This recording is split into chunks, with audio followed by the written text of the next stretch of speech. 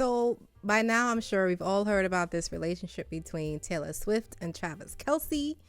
If not, maybe you've been living under a rock, or you've been out there living your best life, unbothered by these little nuggets of useless gossip and information.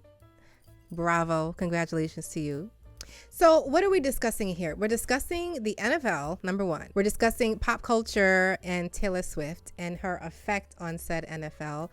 And I guess we're talking about relationships. So let's just dive right into this. There's this theory that's been going around that Taylor's relationship with Travis Kelce is trying to do one of two things. It's either some sort of promotional stunt for the NFL or money making, whatever, or it's part of some conspiracy theory to either destroy the NFL or affect the 2024 presidential election in the United States. How it can be both or either of these two things concurrently at the same time is beyond me, but we'll leave that for another day. There's been a slew of articles talking about like the financial impacts of Taylor Swift attending the games and how it's like out of the ordinary for her to be coming to so many games. I'm just like, if they're really dating, right? Let's just believe for a second that they're actually dating, because let's be for real. You know, if you're Taylor's boyfriend today,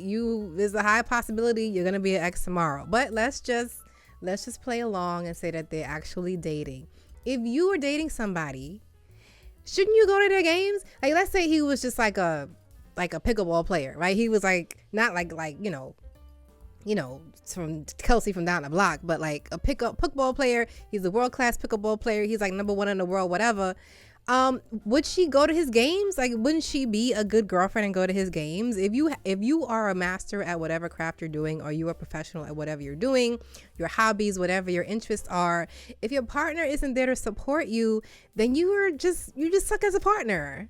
You're not doing your job. You need to pick it up. And like this conspiracy theory in general, just saying that it's going to have an effect. Okay, granted, the NFL is very politically aligned. You can even go like way back to the Super Bowl. I think it was like in 1991 when Whitney Houston sang the national anthem, and she literally like bold fonted the start of the Gulf War during that time, because we had just got into it. Everyone was very politically charged, very like national identity charged, and she ended up singing what ultimately would be the best rendition of the anthem ever sang at a sporting event, in my opinion. I mean, that's a lot of people's opinions, but yeah, that's what happens. Even like the game itself, like you when you look at the teams, when you look at who's playing, right, it's often divided, like, oh, you know, it's like red state versus blue state, or, you know, a more conservative city versus a more liberal city. It often falls down those lines. And I think the NFL kind of plays into it because they know it's like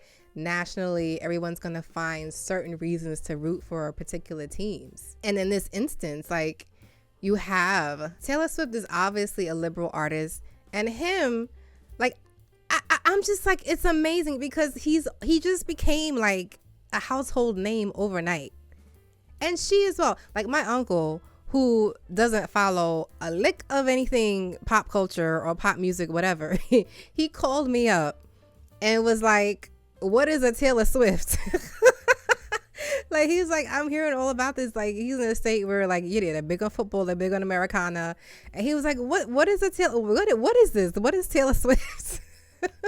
The scream I scrumped. And for him, like, the only reason I used to follow football years ago. I used to be into it. I haven't really followed it as much lately. So I had no idea who he was. But of course, it's all over social media. You see all these posts about him.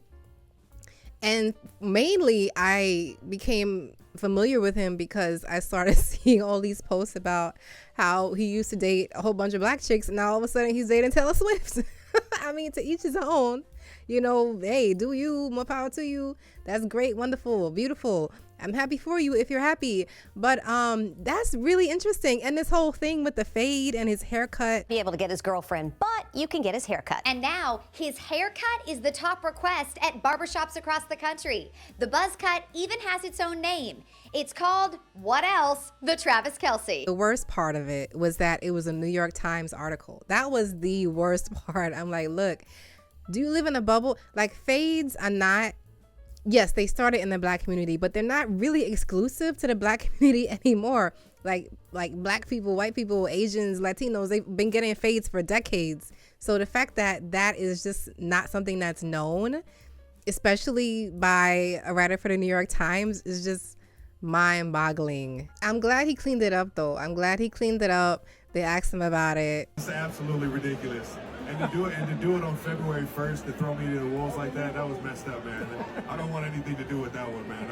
I got a good fade if you need it, though. It's a 2 on top, a nice high to mid fade with a taper in the back. But I didn't invent that. I just asked for it. And even gave like a little shout out to Black History Month. Okay, Travis, I see you. We have to just look at it for what it is. I, for one, think everybody's winning. She's winning, he's winning, because he's winning, number one, because people know who he is, right? More so than they did before. And even his brother is, you know, by extension benefiting.